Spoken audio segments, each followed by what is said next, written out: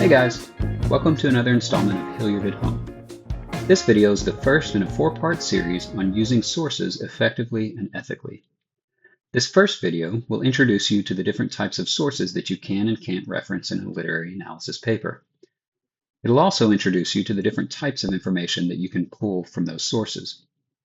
The next two videos will get deeper into the mechanics of source usage, things like proper citation and how to format direct quotations. The final video will cover some broader issues related to source integration, things like how and why we should actually use source references within our paragraphs. So let's start with the distinction between primary and secondary sources. Within any given project, the primary source material is the source material that the scholar is actually analyzing and interpreting. A political scientist, for instance, might analyze government documents and records, court decisions, the writings and speeches of political figures, or data sets from polls and surveys. A psychologist might analyze existing case studies, data sets from psychological experiments, or records from their own casework. A historian might analyze all kinds of historical texts and artifacts, public and private records, contemporary news accounts, or the writings of historical figures. Within the area of literary studies, the primary source material is, for the most part, literary text, all types of literary prose and poetry. And we're doing literary analysis, right? So this is the type of primary source material that we're mostly concerned with. Of course, when we do literary analysis, we often incorporate insights from many different disciplines, so we might also include references to other types of primary sources. But no matter what discipline we're working in, when we reference primary source material, we do so in order to show our readers what we're analyzing. In doing literary analysis, these references might involve things like plot summary, character or setting description, or direct quotations from the text. But in every case, our purpose is to make the reader aware of the elements of the primary source material that are most central to our analysis. By contrast, when we reference secondary source material, we do so in order to help us develop more fully our analysis of the primary source material. Okay, so what are secondary sources? Secondary source material is anything that someone has already written about the primary source material or related subject matter. For the most part, when we talk about secondary source material, we're talking about academic sources, the peer-reviewed scholarly sources that we find through the library databases. Now, if you don't already know what academic sources are or how to find them, you need to review the Hilliard at Home video on academic sources. It might even be helpful to pause this video here and review that video before moving on. You can find it by subscribing to my YouTube channel, which you've probably already done by now, right? Anyway, if you're familiar with that video, then you should have a pretty good idea of why academic sources are the most important secondary sources for us. But there are a few other types of secondary sources that we also need to be aware of. Before we get into those types of sources, however, let's first talk about the three types of material that we can find in secondary sources. The first is general or public information. This is the type of basic information that maybe you discovered in one particular source, but that you could have found in any number of different sources.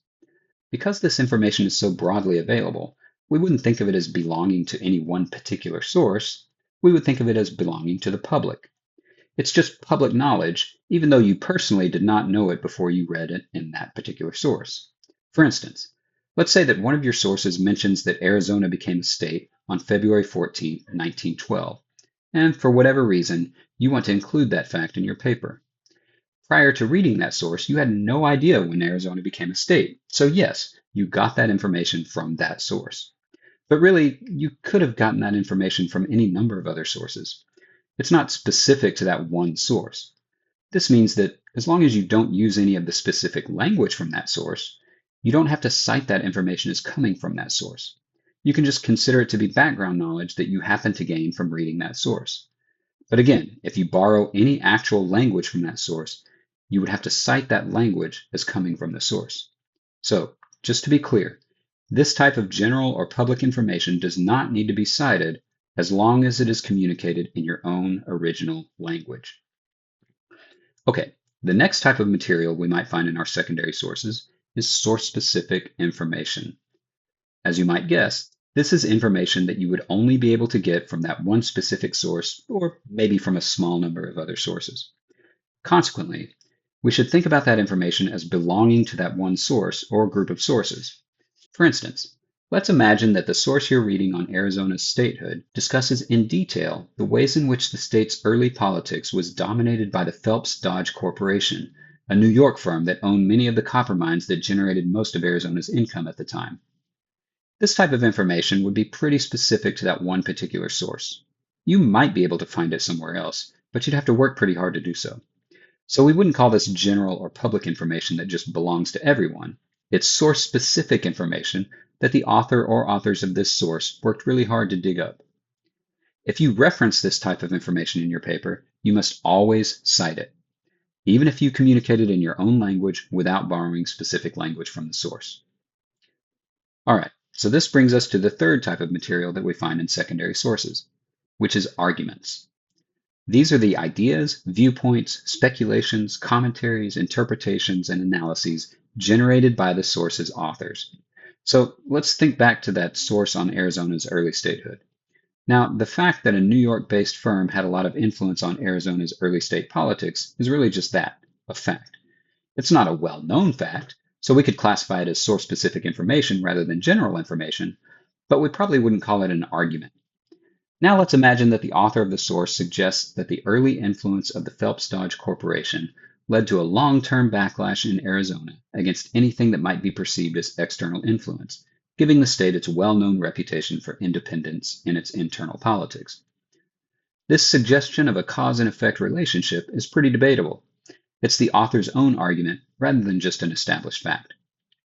If we reference this argument in our paper, we definitely need to cite it because it's specific to the source. Additionally, we should also use an in-text reference to the author, or signal phrase, to indicate to our readers that it is someone else's argument. Let's look at a couple of quick examples to get a better sense of what we're talking about here. So let's imagine that we include this sentence in our paper. On February 14, 1912, Arizona became the 48th state to enter the Union. Assuming that this is our own original sentence, we do not need to cite this information. Even if we didn't know this information before we read our source, it's general information that we could have found in any number of sources. Now, we need to be sure that we're communicating this information without borrowing language directly from the source. Otherwise, we might be guilty of plagiarism. So, in a little bit, we'll go over a process to make sure that we don't accidentally plagiarize when communicating general information. Okay, now let's imagine that we include this sentence. During its early decades, Arizona's state politics was dominated by the Phelps Dodge Corporation, a wealthy New York firm that owned many of the copper mines that generated much of the state's early income. Okay, this is our own original sentence. We haven't borrowed any language directly from the source. But you'll notice that we've included a parenthetical citation at the end of the sentence. Even though this is in our own original language, the information that it communicates is someone else's. It's source-specific information, so it needs to be cited. Okay, last example. Let's imagine that we also include this sentence in our paper. According to Smith, Phelps Dodge's early interference led to a long-term backlash that has given Arizona a reputation for fierce independence in its state politics. Again, this is our own original sentence. We haven't borrowed any language from the source. But because we're summarizing an argument from the source, it's source-specific and needs to be cited. So we have the parenthetical citation at the end of the sentence. But also, from the very beginning, we need to clue our readers into the fact that we're summarizing someone else's argument. So we include that signal phrase, according to Smith, at the beginning of the source reference. This tells our reader that what follows is Smith's argument. We'll talk more about signal phrases and parenthetical citations in the next videos. Okay, so we've covered the three types of information that we can pull from secondary sources: general information, source-specific information, and arguments. Now let's talk about the different types of secondary sources and how you can and can't use them. So, for most college essays, you're required to use one or more peer-reviewed academic sources, sometimes referred to as scholarly sources. And again, if you're not sure what academic sources are or how to find them, you should review the full Hilliard at Home video on academic sources. But just briefly, these are sources written by and for scholars within a given field of study. And they've gone through a rigorous process of peer review to ensure that they meet all the standards for evidence and argumentation within that discipline. For instance, when a history scholar writes an academic article on, say, Arizona's early statehood, that article must be reviewed by several other academic historians before it can be published. Now, this doesn't mean that everything you find in the source is 100% correct. Scholars disagree with each other all the time, so there's always room for argument. In fact, sometimes we reference other scholars' work so that we can talk about why we disagree with them. This can help us clarify and develop our own arguments. That said, the peer review process ensures that the author of the source has done a great deal of research and that the information and arguments within the article are well supported, even if there's room for argument about them. With this in mind, let's think back to those three different types of information that you can find in secondary sources: general or public information, source-specific information, and arguments. When using a peer-reviewed academic source, we can use any of these three types of information that we find in it. Remember that for the general background knowledge, we don't need to cite it as long as we don't borrow any specific language from the source. The other types of information we do need to cite, and when we reference arguments from the source, we should mention the author or authors by name when discussing their arguments. We'll talk more about this in the next two videos, but it's worth mentioning here that engaging with the arguments of other scholars is one of the most important things that we do in any academic paper. When you write a scholarly essay, you want to demonstrate that you're aware of the arguments that other scholars have made on the topic, and you want to show your readers how your own unique argument relates to those other arguments. In other words, you should be mentioning other scholars and discussing their arguments quite frequently in any scholarly essay you write. Okay, now let's talk about another type of secondary source: reputable news sources. These are articles that you would find in reputable news publications like the New York Times. If you're not sure whether a news publication is reputable or not, usually a few minutes of background research can help. For instance, here's a couple of sentences from the first paragraph of the Wikipedia page on the New York Times. As one of the longest-running newspapers in the United States, it serves as one of the country's newspapers of record. As of May 2024, the newspaper has a readership of 9.9 million digital-only subscribers and 640,000 print subscribers, making it the second largest newspaper in the United States by print circulation behind the Wall Street Journal. Sounds pretty reputable, right? By contrast, here's a couple of sentences from the first paragraph of the Wikipedia page on Newsmax. Newsmax Media Inc., or Newsmax.com, previously styled Newsmax, is an American cable news, public opinion commentary, and digital media company founded by Christopher Ruddy in 1998. It has been variously described as conservative, right-wing, and far-right. It's pretty clear that Newsmax has a well-documented political bias, and we wouldn't want our readers to associate that bias with our own essay. So we should steer clear of Newsmax, unless we're actually writing about political bias in reporting and want to use Newsmax as a primary source that we're analyzing. Now, let's think about the people who write for reputable news publications. These are journalists who may have some level of expertise in the areas that they cover, but they're not academic experts whose work has been reviewed by other academic experts. Reputable publications employ some level of editorial review, so we can be relatively confident in the information that we find in them. But they don't go through a rigorous process of academic peer review, so we want to steer clear of any arguments or commentary that we find in them. So we can use reputable news publications for general background knowledge or even source-specific information, but we would not want to engage with any of the arguments that we find in them. Okay, a third type of secondary source is the non-reputable news or commentary source. One example would be an article from a news publication like Newsmax that has an overt political bias. This would also include blogs or other websites that have no real editorial process to ensure accuracy or ethical reporting. Now, this doesn't mean that those sources don't have good information in them, but we don't want to take the chance that we're getting bad information. And beyond that, we don't want to associate our own work with non-reputable sources. In short, we should avoid these sources altogether and not use them for any type of information. If you do happen to find compelling information in a non-reputable source, you might see if you can find that same information in a more reputable source. If not, just forget about it and move on. Okay, the fourth type of secondary source is the general reference source. These are things like encyclopedias, dictionaries, and other reference materials. Before the rise of the internet, there were relatively few general reference sources that everyone relied on for basic information. But now there are all kinds of online general reference sources out there, like Wikipedia and Ask.com. and it's difficult to know which are reliable and which aren't. Different instructors will have different policies on general reference sources. Some may want you to stick with classic encyclopedias and dictionaries like Encyclopedia Britannica and Webster's Dictionary, which are now online and easily accessible. Personally, I'm okay with my students using something like Wikipedia, the content of which is mostly pulled from other more reputable sources. The key thing is how you use these sources. General reference sources should only be used to expand your background knowledge of a topic. Let's say, for instance, that you're writing a literary analysis of a 19th century slave narrative, and you realize that it would be really helpful for you to have more basic information about, say, the Underground Railroad, or plantation culture in the South, or the abolitionist movement, or even a specific abolitionist like William Lloyd Garrison or John Brown.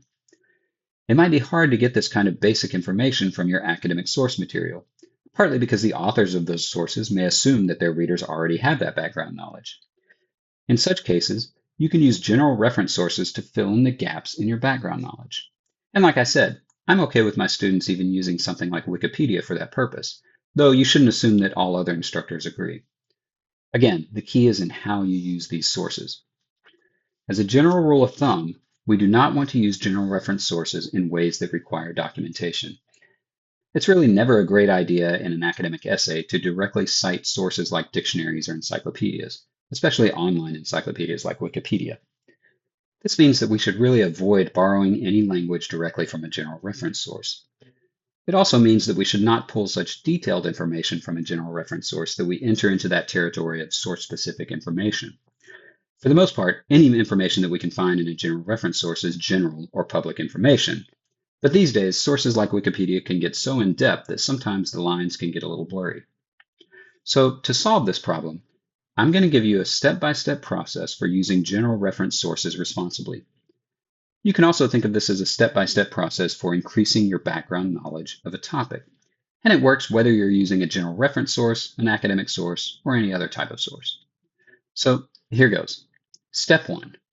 Close up and put away any note-taking materials, applications, or devices. Step 2. Open the source you're using to increase your background knowledge and read it without taking any notes. If it's long, you may want to just read one section at a time. If it's complicated, you might want to read it more than once, but always without taking notes. Step 3. Close the source and do not go back to it. Wait 5 minutes before proceeding to Step 4. Step 4. Take out your note-taking materials and begin writing down the relevant things that you recall from reading the source. Do not reopen the source while you're taking notes. If you feel like you didn't get enough information, start over from Step 1 and do the whole process over again, but you should never have the source and your notes open at the same time. Okay, if you do this process properly, whatever information you're able to record from memory is the background knowledge that you've gained from reading the source. And you can use that information without citing the source that you got it from. Unless you have a photographic memory, your notes should not include specific language from the source or really detailed information that might qualify as source-specific information. It should all just be general background information recorded in your own original language. If you do have a photographic memory, or something close to it, then I guess you might need to take additional steps to ensure that you're not plagiarizing. Otherwise, all you've done is use a source to enhance your own background knowledge on a topic. All right, it's time for a quick review before we close up shop. Primary sources are the source materials that we are actually analyzing or interpreting in some way.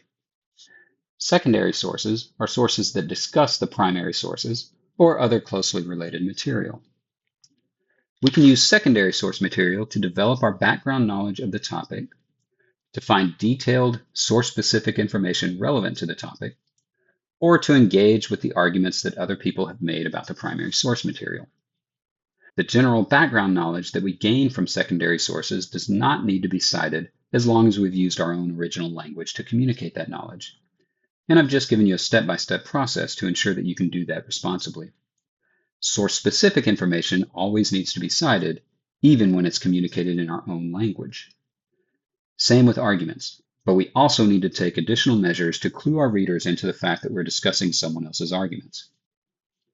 Of the different types of sources that we might find, academic sources are the most important. Because of the rigorous peer review process, they have the most reliable information and the most relevant arguments about the primary source material. In fact, when writing academic essays, it's important that we engage with the arguments that we find in our academic source materials so that our readers know that we have taken other arguments into consideration. But we should not engage with or reference arguments that we find in other types of sources. Those arguments have not gone through the peer review process, so they don't really warrant our attention. We can use reputable news publications to find relevant background information or source-specific information, but we should stay away from the non-reputable sources of news or commentary. And finally, we can use general reference sources to expand our background knowledge related to the topic we're using, but we should use that step-by-step process to ensure that we're doing so properly and responsibly. We can use the same process to glean background knowledge from academic sources and reputable news sources. And again, that background knowledge doesn't need to be cited as long as we've used our own original language to communicate it, and as long as it's not so specific that it gets into the realm of source-specific information. All right, that wraps it up for this first video in our source integration series. In the next videos, we'll get deeper into the actual mechanics and ethics of using secondary source references in our writing. Thanks for watching.